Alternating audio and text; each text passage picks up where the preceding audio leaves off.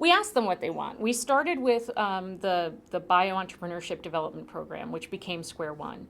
And we really developed a curriculum around the business model canvas, which if you're in our ecosystem, it's the thing that folks are using and the nomenclature that you're going to hear. So you're going to hear about lean startup, you're going to hear about business model canvas, you're going to hear about value propositions and validating your business model. Whether you go to I-10 or come to us or go to most any of the other entrepreneur support organizations. So we use a set framework, but then we say, what else is missing?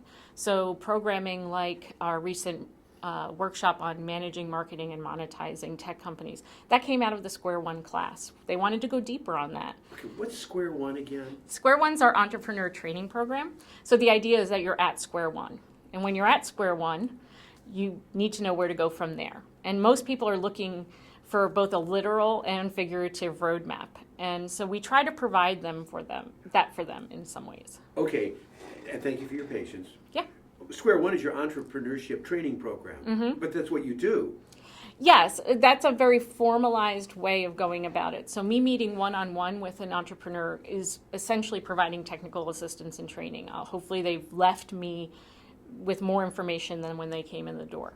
If I can get 40 of those entrepreneurs in a room and take 50 subject matter experts over 10 weeks and really walk them through the process of building their business model, testing their assumptions, and learning about the key components of business, then we can actually take them to another level. And when they go to I-10 or they're working with other support organizations, they can say, I've actually gone through this process.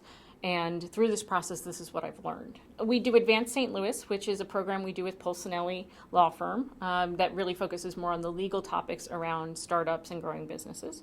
We do House of Genius, which is we've brought in this program from Boulder, Colorado, which is a curated evening of entrepreneurs presenting a very central business question to a group of individuals who are not subject matter experts. Ideally, they come from a wide swath of our community where the entrepreneur can learn that they have things that folks who are not technical experts can teach them.